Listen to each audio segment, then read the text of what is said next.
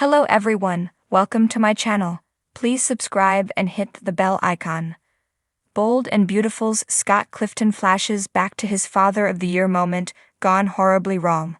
If there's one thing to be said about the Bold and the Beautiful's Spencer men, it's that we don't have to worry about any of them being accused of being a great father.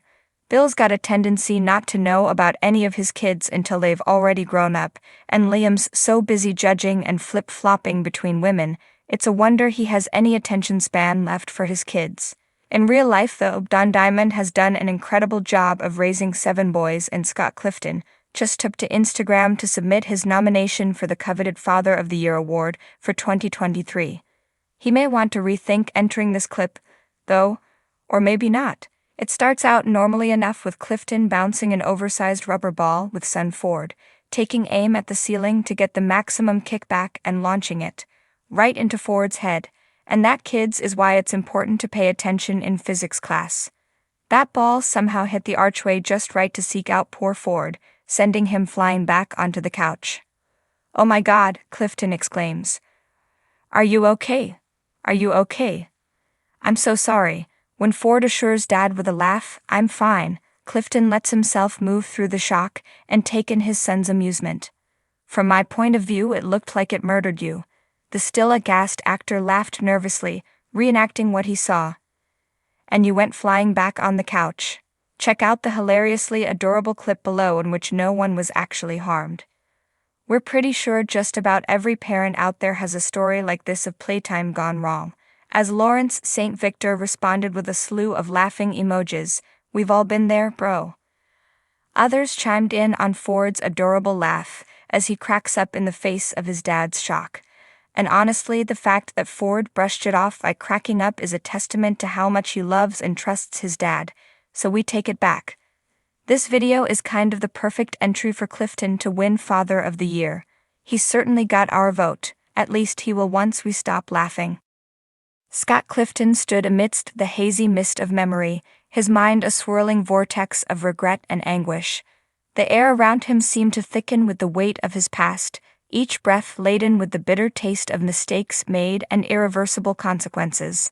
It had been a year since that fateful day, a day etched into the deepest recesses of his mind, a day that shattered the illusion of fatherhood he had so desperately clung to. As he closed his eyes, the scene unfolded before him like a macabre tableau, each detail sharp and vivid, searing into his consciousness. The sun had been a blazing inferno in the sky, casting harsh shadows across the suburban landscape. Scott remembered the laughter of his son Ethan, echoing through the air as they played catch in the backyard. It had been a rare moment of respite amidst the chaos of their lives, a fleeting glimpse of normalcy that now felt like a cruel mockery. Ethan, his innocent face lit up with a radiant smile, had tossed the ball with the enthusiasm only a child could possess. Scott had watched him, a swell of pride swelling in his chest, believing, if only for a moment, that he was the epitome of fatherhood, that he had finally gotten something right. But then it happened. A split-second lapse in judgment, a momentary distraction that would haunt him for the rest of his days. Scott had turned away, his attention momentarily diverted by the distant sound of sirens, and in that moment, tragedy had struck. The ball had sailed through the air, its trajectory altered by an errant gust of wind, and collided with Ethan's unsuspecting frame. Scott remembered the sickening crunch of bone, the anguished cry that tore from his son's lips as he crumpled to the ground, clutching his arm in agony. Time seemed to slow to a crawl as Scott rushed to Ethan's side, his heart hammering in his chest like a drumbeat of despair. He'd had tried to comfort him, to stem the tide of tears that flowed freely down his son's cheeks, but his words had fallen on deaf ears.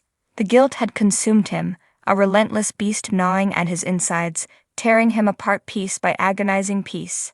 He had failed as a father, failed to protect his son from harm, and now he was left to pick up the shattered fragments of their shattered lives.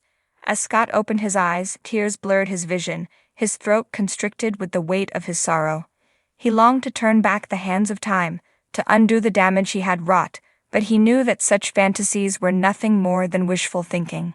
Ethan's arm had healed in time, the physical wounds fading into scars, but the emotional scars remained, a constant reminder of Scott's failure as a father. He had tried to make amends to atone for his sins, but the specter of that day lingered like a shadow, tainting every moment they shared. And so Scott stood alone in the silence of his memories, haunted by the echoes of a father's mistake, forever tormented by the knowledge that he could never undo what had been done. Strange love, how bold and beautiful Sheila and Deacon went from drinking buddies to soulmates, PHOTOs. Back in 1992, Sheila Carter moved from the young and the restless Genoa City to Los Angeles in hopes of making a new life for herself, by faking her death and pretending that she hadn't stolen Lauren Fenmore's husband and baby, and tried to murder both her mother and her rival. 8 years later, devilish Deacon Sharp started raising hell in the City of Angels, chasing after Rick Forrester's wife Amber Moore, punching Bridget Forrester's V-card while on speakerphone with her family, and leaving her mom Brooke Logan pregnant with a new half-sister, Hope. Decades passed. Sheila married Eric Forrester and shot almost everyone she'd ever met. Deacon got hitched to a Whitman sampler of women ranging from Macy Alexander to Nikki Newman. Then, upon Sheila's latest resurrection and Deacon's latest release from prison, they crossed paths at El Giardino. Sheila was majorly poutapants because surprise son Finn Finnegan's bride Steffi Forrester wouldn't forget about all the shootings and welcome her into the family. Deacon was grumpy extra too, because his criminal record had for some reason made Hope's husband Liam Spencer suspicious of him. Sharing a hotel room with her new pal, Sheila threw herself at Deacon every chance she got, and then she invented some more chances to do so.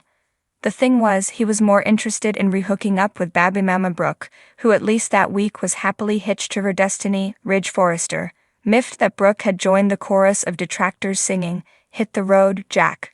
Sheila arranged for the recovering alcoholic to fall off the wagon.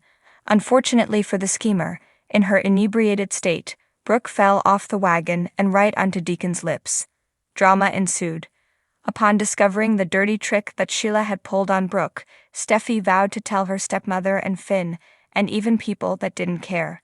Rather than be exposed as the diabolical schemer that she'd always been, Sheila took aim, accidentally shooting her son and deliberately shooting her daughter-in-law. Thinking that she'd killed Finn, Sheila couldn't even enjoy the fact that Deacon offered her a shoulder to cry on. Well, she couldn't enjoy it as much as she would have if she'd been aware at the time that Finn was only dead, not dead. Big difference, any Soak fan will tell ya.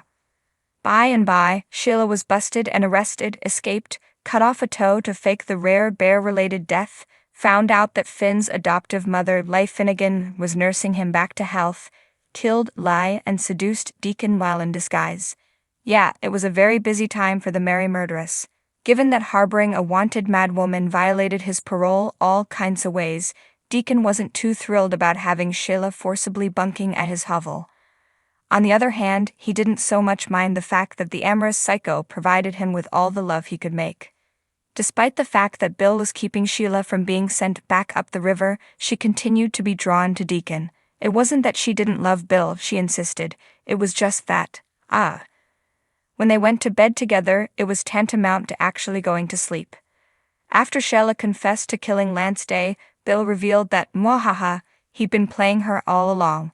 She was going to prison and he, Steffi, Finn, all of them would be rid of her forever. On second thought, maybe I should have just stuck with Deacon.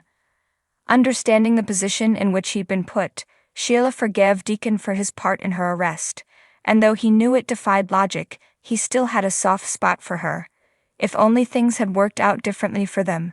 Well, for them and all the people she tried to kill, and, in Lance's case, did kill. Deacon meant to keep Sheila at arm's length, really he did.